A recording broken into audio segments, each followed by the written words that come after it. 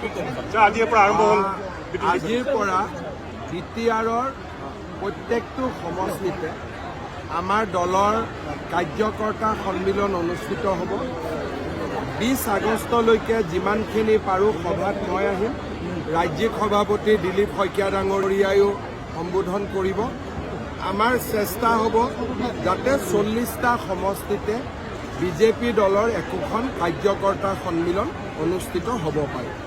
Sir সমগ্ৰ ওদালগুৰিৰ পৰা বিজেপিলৈ নপুৰণি বিজেপিৰ মৃদু সংঘাত আৰু বৰ্তমান সময়ত আমাৰ ইয়াতে পুৰণি কোন আছে, চবেই নতুনেই। আগততো আমি ইলেকশ্যনে খেলাই নাছিলোঁ দেখোন।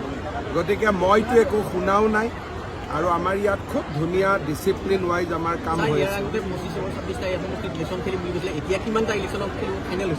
ফাইনেল হোৱা নাই, এই ট'ৰটোৰ পিছত ফাইনেল কৰিম। আমি 25 আগষ্ট তাৰিখে ফাইনেল কৰিম কিমান সমষ্টিত ইলেকশ্যন খেলিম আৰু যিমান পাৰোঁ আমি বেছি সমষ্টিত ইলেকশ্যন খেলিম। নিৰ্বাচন সম্ভাৱনা কিমান তাৰিখৰ? আগষ্ট মাহৰ 3rd উইকত এনাউন্সমেণ্ট হ'ব।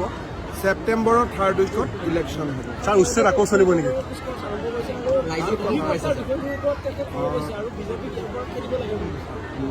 মানে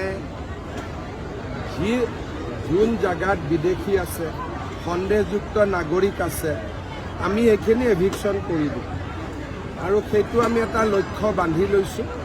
কামত আমি আগবাঢ়ি আছোঁ, আমি ধুনীয়াকৈ আগবাঢ়ি গৈ থাকিম।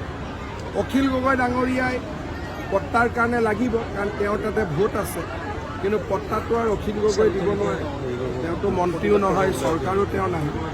ছাৰ, শক্তি বিভাগৰ প্ৰায় 5000ৰো অধিক কৰ্মচাৰী ইতিমধ্যে কাম কৰি আছে ঠিকাভিত্তিকভাৱে। সেইসকল কৰ্মচাৰীৰ কাৰণে নিৰ্বাচনৰ আগত কিবা ভাল খবৰ হ'ব নেকি?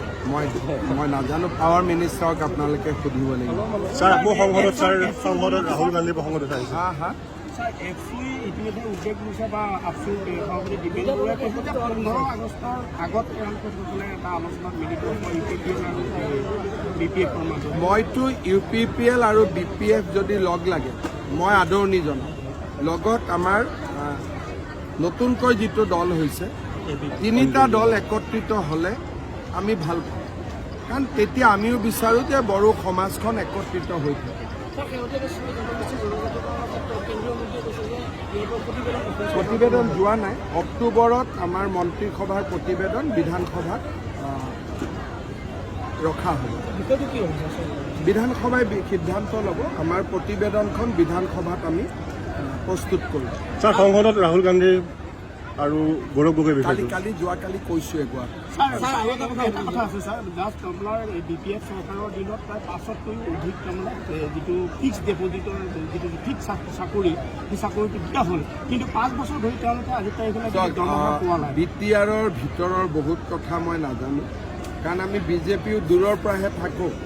এইবাৰ যেতিয়া ওচৰত সোমাম তেতিয়া বুজি পাম। হ'ব। Thank you sir.